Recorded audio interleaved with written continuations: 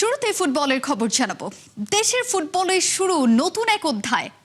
৩০ জনের প্রাথমিক দল ঘোষণা করে মাত্র ১৬ ফুটবলার নিয়ে প্রথম দিনের ট্রেনিং সেশন করিয়েছেন নয়া কোচ টমাস ডুলি। বিকেল ৫টায় শুরু হওয়ার কথা ছিল প্র্যাকটিস। ডুলি ঠিক ৫টায় গ্রাউন্ডে এলেও ফুটবলাররা আসে আরও ৪৫ মিনিট দেরি করে। প্রথম সেশন থেকেই ফেরেন অ্যাসিস্ট্যান্ট থাকলেও হাভিয়ের কাবরেরার সাবেক সহকারী হাসান আল মামুনও আছেন কোচিং প্যানেলে।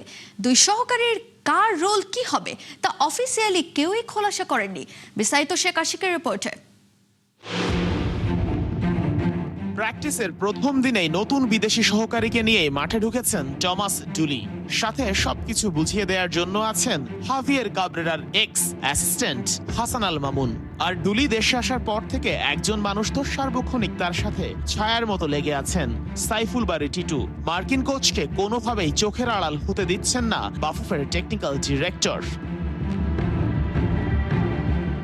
দেশের ইতিহাসের সর্বোচ্চ হাই প্রোফাইল কোচের প্রথম ট্রেনিং সেশন। ক্যামেরার লেন্স যে বারবার তার উপরই ফোকাস করবে সেটাই তো নর্মাল।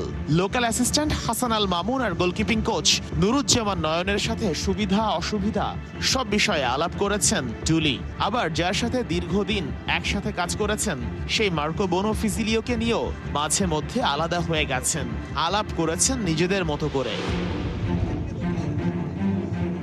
টমাস ডুলি তার অ্যাসিস্ট্যান্টকে নিয়ে পুরো মাঠে মার্কার সাজিয়েছেন। বোঝার চেষ্টা করেছেন বসুন্ধরার ট্রেনিং গ্রাউন্ডে প্র্যাকটিস করে কিভাবে ফ্যাসিলিটির সর্বোচ্চটা কাজে লাগানো যায়। ডুলি সব রেডি করার আরো প্রায় ৪০ মিনিট পর মাঠে আসেন ফুটবলাররা। যদিও ৩০ জনের প্রাথমিক স্কোয়াডের মাত্র ১৬ জনকে নিয়ে শুরু হয়েছে ট্রেনিং সেশন। ফাহমিদুল ছাড়া দেশের বাইরের লিগে খেলা কোনো ফুটবলার নেই ক্যাম্পে। বাংলাদেশের মাটিতে টমাস ডুলির প্রথম ট্রেনিং সেশন, আর প্রথম সেশনের সাথে পেয়েছেন সাবেক সহকারী বোনোফিসিলিওকে। দুজন মিলে আস্তে আস্তে করে গুছিয়ে নিচ্ছেন পুরো দলকে। যদিও দলের অধিকাংশ ফুটবলারই নেই, সাথে বসুন্ধরা কিংসের ১০ ফুটবলার যোগ দিবেন একদিন পর। একই সাথে নাই হামজা চৌধুরী, সমিত সোম, জায়ান আহমেদ আর তারিক গাজী। তারিক দেশে আসবেন নাকি সরাসরি সান মারিনোতে গিয়ে দলের সাথে যোগ দেবেন তা এখনো ফাইনাল হয়নি। তবে জায়ান, হামজা আর সমিতের আসার চান্স নাই সেটা আগেই জানিয়েছে খেলাযোগ। ডুলির প্রথম টার্গেট ফুটবলারদের সাইকোলজি বোঝা, কার কি অ্যাবিলিটি সেটা বোঝা, কিভাবে সর্বোচ্চ আউটপুট বের করে আনা যায় সেটাও বোঝা। নিশ্চয়ই এই বিষয়গুলো মাথায় নিয়েই প্লেয়ারদের সাথে বসবেন মার্কিন কোচ। সান মারিনো ম্যাচের আগে খুব বেশি সময় পাচ্ছেন না টমাস ডুলি, যা তার জন্য দুশ্চিন্তার। বাস্তবতার হিসেবে গেলে প্লেয়ারদের বুঝে ওঠার আগেই তাদের ডাগআউটে দাঁড়াতে হবে ডুলিকে। এই উইন্ডোতে যদি আরো একটা ম্যাচ আয়োজন করতে পারে বাফুফে, তাহলে হয়তো নতুন কোচের কাছ থেকে আরো ভালো কিছু আশা করা যাবে। প্রথম সেশনেই টমাস ডুলিকে বেশ সিরিয়াসই দেখা গেছে। যদিও সব ফুটবলার না থাকায় পুরোদমে ট্রেনিং তিনি করাতে পারেননি। আস্তে আস্তে করে গুছিয়ে নেওয়ার চেষ্টা করছেন দলকে, আর একই সাথে সাবেক সহকারীকে সাথে পাওয়ায় তার কাজটাও বেশ সহজ হয়ে গেছে। তবে ৫ জুনের সান মারিনো ম্যাচের আগে কতটুকু গুছিয়ে নিতে পারেন দলকে, সেই প্রশ্ন আসলে থেকেই যায়। শেখ আশিক, ৭১, ঢাকা। সাফে হ্যাট্রিক শিরোপার মিশনে গোয়ায় পুরোদমে অনুশীলন সেরে নিচ্ছে বাংলাদেশের মেয়েরা। গোয়া ডন বস্কো ট্রেনিং গ্রাউন্ডে সকালবেলায় সিরিয়াস প্র্যাকটিস সেশন কেটেছে বাঘিনীদের। এদিন দুই দলে বিভক্ত হয়ে ম্যাচ সিনারিওতে অনুশীলন করে বাংলাদেশ। বৃহস্পতিবার মালদ্বীপের বিপক্ষে নিজেদের পহেলা ম্যাচে নামার আগে পিটার বাটলারের শিষ্যদের চ্যালেঞ্জ গোয়ার ওয়েদার। যদিও গরম আর আর্দ্র আবহাওয়ায় দমে যায়নি মেয়েরা, শিরোপার ক্ষুধায় বাংলাদেশের জয়ী তারা। এদিকে উদ্বোধনী ম্যাচে ভুটানকে ১-০ গোলে হারিয়েছে নেপাল, মালদ্বীপকে ১১-০ গোলে উড়িয়ে দিয়েছে ভারত। এখন সবাই ম্যাচ খেলার জন্য উদ্গ্রীব হয়ে আছে। থাইল্যান্ডে খুব একটা ভালো একটা সেশন করেছি। থাইল্যান্ডে আমাদের ক্যাম্পটা খুব ভালো হয়েছে। সেখান থেকে আমাদের মেয়েরা খুব বুঝতে পারছে যে আমরা কি করতে চাচ্ছি এবং সাফে আমরা কি করব। এটা নিয়ে আমাদের মেয়েরা খুব স্ট্রাগল করছে, খুব ভালো প্র্যাকটিস করতেছে এবং আশা রাখি মেয়েরা খুব ভালো করবে। বার্সেলোনার ডেরায় লালের উৎসব আর সান্তিয়াগো বার্নাব্যুতে নীল বিষাদের ছায়া। স্পেনের ফুটবল হৃৎপিণ্ডের একটা পাশে রিয়াল আর অন্য পাশে বার্সেলোনার অবুজ লুই দে লা ফুয়েন্তে যে চমক দিলেন তা শুনে শিউরে উঠবে যে কেউ। অনেক চমকের স্পেনের বিশ্বকাপ স্কোয়াড কেমন হলো তার আদ্যপান্ত থাকছে রিপোর্টে। Lamine Yamal, Dani Olmo, Nico Williams, Ferran Torres, Gabby, Pedri, Eric Garcia. জল জলে বিশ্বকাপ স্বপ্ন ওদের চোখে মুখে।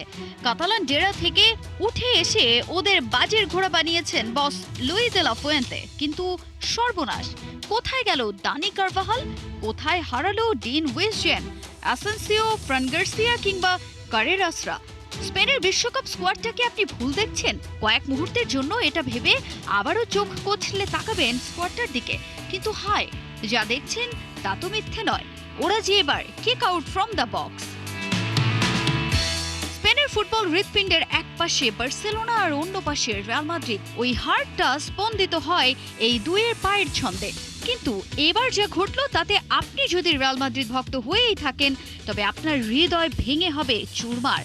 লুই দে লা ফুয়েন্তের 26 সদস্যের স্কোয়াড যেন স্প্যানিশ ফুটবলের চেনা সমীকরণটাকে ওলটপালট করে দিল। সান্তিয়াগো বার্নাব্যুর কোনো বীরের জায়গা হলো না লা রোহাদের বিশ্বজয়ের অভিযানে। ইনজুরির থাবায় দানি কারভাহাল আগেই ছিটকে গিয়েছিলেন, কিন্তু ডিন উইজডেনের মতো তরুণদেরও পড়ল কপাল এবার। কিন্তু একটা তথ্য শুনলে আপনার চোখ উঠবে কপালে।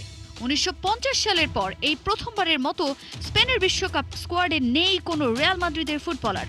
এর পেছনে কড়া যুক্তিও আছে কোচ লুই দে লা ফুয়েন্তের। ক্ল্যাশ অফ টাইটান্স না, বরং প্রতিপক্ষের শক্তি মেপেই দাবার গুটি সাজিয়েছেন বলে সাফ জানিয়ে দিয়েছেন তিনি। ওদিকে ব্লকগ্রানাদের তো উৎসবের আমেজ। লা লিগা চ্যাম্পিয়ন বার্সেলোনা যেন এখানে একক রাজত্ব চালাচ্ছে। সর্বোচ্চ 8 কাতালান আর্মি নিয়ে বিশ্বজয়ের ব্লু প্রিন্ট আঁকছে স্পেন। তবে এই দলের চমকের শেষ এখানেই না। মৌসুমের শেষে ইনজুরির গ্রাসে পড়া বার্সার ওয়ান্ডারকিড লামিন ইয়ামালকে নিয়ে আটলান্টিকের ওপারে যাচ্ছে স্পেন। ইয়ামাল, নিকো উইলিয়ামস আর মিকেল মেরিনো এই ত্রয়ীর ফিটনেস নিয়ে যখন সমালোচকদের কপালে চিন্তার ভাঁজ, তখন স্প্যানিশ ডাগআউটে বইছে আত্মবিশ্বাসের হাওয়া। আক্রমণ ভাগে ওলমো, তোরেস, ইয়েরেমি পিনোদের ওপর থাকবে গোলের জোয়াল। তারুণ্যের জয়গানও আছে ফুয়েন্তের ডেরায়। আর রক্ষণ সামলাতে কুকুরেয়া, লাপোর্তে, এরিক গার্সিয়া, পেদ্রোদের ওপর তো কোচের ভরসা রাখতেই হচ্ছে। মাঝমাঠে নীল নকশা বুনতে কোচের গুডবুকে আছে Pedri, Fabian Ruiz, Martin Zubimendi, Gabi, Mikel মেরিনোদের নাম। ওদের নিয়েই বিশ্বকাপ জয়ের স্বপ্নে বিভোর লা রোহারা। কিন্তু চীনের প্রাচীর হয়ে গোলপোস্ট সামলাবেন কে? এই প্রশ্নেও দারুণ এক উত্তর রেডি কোচের। গোলপোস্টের নিচে উনাই সিমনদের পরীক্ষা দিতে হবে প্রতিনিয়ত, আর সেই পরীক্ষায় সামিল হবেন ডেভিড রায়া আর জোয়ান গার্সিয়াও।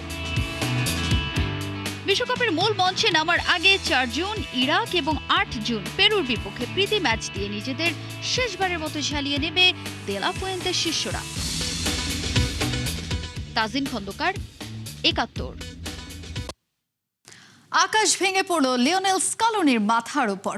মায়ামির ম্যাচে ইনজুরিতে পড়ে মাঠ ছেড়েছেন লিওনেল মেসি। বিশ্বকাপের ঠিক আগ মুহূর্তে চোট পাওয়াটা যখন বড় হয়ে দাঁড়ায়, তখন মেসি কিনা চোটের স্থানে হাত রেখে মাঠ ছাড়েন। ইনজুরিতে পড়ে বিশ্বকাপটাই না খুঁয়ে বসেন আর্জেন্টাইন ক্যাপ্টেন, এমন শঙ্কা এখন চারিদিকে। অন্যদিকে গুঞ্জনটা সত্যি করে মাঠে ফিরতে পারেন আনহেল ডি মারিয়া। আবু নাইমের রিপোর্টে বিস্তারিত। একেবারে আর মাঠে টিকতে পারলেন না লিওনেল মেসি। কোচও বুঝলেন ওকে নিয়ে আর রিস্ক নেওয়া ঠিক হবে না, তাই মেসি মাঠ ছাড়লেন ম্যাচ শেষ হওয়ার আগেই। হাতটা তখনও পেছনে, ইনজুরির ধরনটা কেমন সেটাও আন্দাজ করা কঠিন। বিশ্বকাপের বাকি হাতে গোনা কয়েকদিন এর আগে মেসি ইনজুরিতে পড়লে আর্জেন্টিনা হারাবে অর্ধেক শক্তি। তবে চোট তো আর বলে কয়ে আসে না। ইন্টার মায়ামির গোল বন্যার ম্যাচে লিও করলেন জোড়া গোল, কিন্তু সেসবও আর ধোপে টিকলো কই। ওর ইনজুরির খবরটাই তো দিল সব আনন্দ মাটি গড়ে। মূলত উরুর পেছনের দিকটার পেশিতে চোট পেয়েছেন মেসি। তবে ব্যাপারটা কতটা সিরিয়াস তা জানিয়েছেন ইন্টার মায়ামির কোচ গিলেরমো হাউস। চোট কেমন সেটার রিপোর্ট হাতে না পেলে নাকি কিছুই বলা যাবে না। তবে আন্দাজ করে বলেছেন ক্লান্তি মেসিকে পেয়ে বসেছে, যার কারণে চোটটা আর এড়ানো যায়নি। বিশ্বকাপ দল ঘোষণা হয়নি, আর এর আগে চোট। স্কালোনির জন্য হিসেব নিকেশ করার কাজটা আরেকটু বাড়লই বোধহয়। ধরুন বিশ্বকাপে মেসি আছেন, কিন্তু পুরো 90 মিনিটস খেলতে পারছেন না। ব্যাপারটা তাহলে কেমন হবে? মেসির জায়গায় দলকে গুছিয়ে রাখার কাজটাই বা করবেন কে? আসতে পারে লাউতারো মার্তিনেজের নাম। তবে যদি শুনেন ডি মারিয়া ফিরছে দলে, ব্যাপারটা তাহলে কেমন হবে? গুঞ্জন ভাষ্যে ডি মারিয়া ফিরছেন অবসর ভেঙে। বিশ্বকাপ জয়ী সাবেক আর্জেন্টাইন তারকা উবালদো ফিল্লোলের দাবি, মেসির দলে ডি মারিয়ার ফেরার সম্ভাবনা আছে। একদিকে মেসির ইনজুরি, অন্যদিকে দল ঘোষণায়ও দেরি। একে একে দুই মেলালে ডি মারিয়ার আশা করতেও পারেন। সাবেকদের মতামত আর আর্জেন্টিনার দলের বর্তমান অবস্থা, সেসব এক করে হিসেব করলে ডি মারিয়াকে যে কোনো কেউই চাইতে পারেন এই দলে। এমনিতেও এই ডি মারিয়াকে ছাড়া মেসির আর্জেন্টিনা কোনো শিরোপাই জেতেনি। টানা 2 শিরোপা জিততে আরেকবার কি ফিরবেন নীল সাদা জার্সিতে?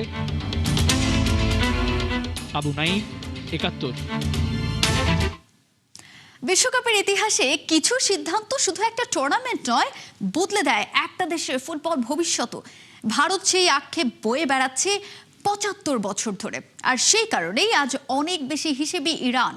জটিলতা আছে, চাপও আছে, তবুও বিশ্বকাপের মঞ্চ ছাড়তে রাজি নয় তারা। কৌশলী হয়ে ঠিকই প্রস্তুতি নিচ্ছে বিশ্বকাপের। হাসান সজীবের রিপোর্ট।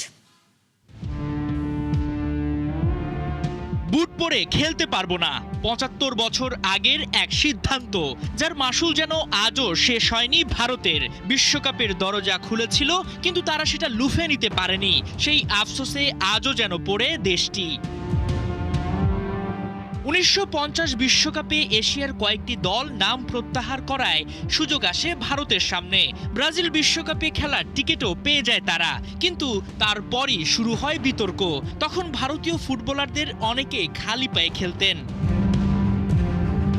ফিফা সাফ জানিয়ে দেয়, বিশ্বকাপে বুট পরেই খেলতে হবে। তাতেই তেরামো সিদ্ধান্ত, সরে যায় ভারত। যদিও ইতিহাসবিদরা বলছেন শুধু বুট নয়, টাকার অভাব, দীর্ঘ সমুদ্র যাত্রা, প্রস্তুতির অভাব আর ফেডারেশনের অব্যবস্থাপনাও ছিল বড় কারণ। তবে অনেকে বলেন বিশ্বকাপের মর্মই বোঝেনি উপমহাদেশের দেশটি।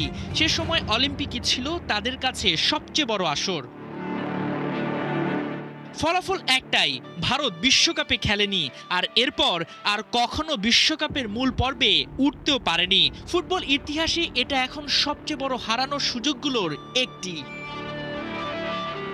আর এখানেই যেন ভারতের গল্প থেকে শিক্ষা নিয়েছে ইরান। রাজনৈতিক টানাপোড়েন আছে, যুক্তরাষ্ট্রে প্রবেশ নিয়ে জটিলতা আছে, ভিসা ইস্যু আছে, কিন্তু ইরান একটা জিনিস খুব ভালো করেই বুঝেছে, ফিফার সঙ্গে সরাসরি সংঘাতে গিয়ে লাভ নেই। তাই তারা কখনো বলেনি আমরা বিশ্বকাপে খেলবো না, বরং কৌশলী পথ নিয়েছে। মেক্সিকোতে বেস ক্যাম্প বেছে নিয়েছে, যেটা যুক্তরাষ্ট্রের পাশেই।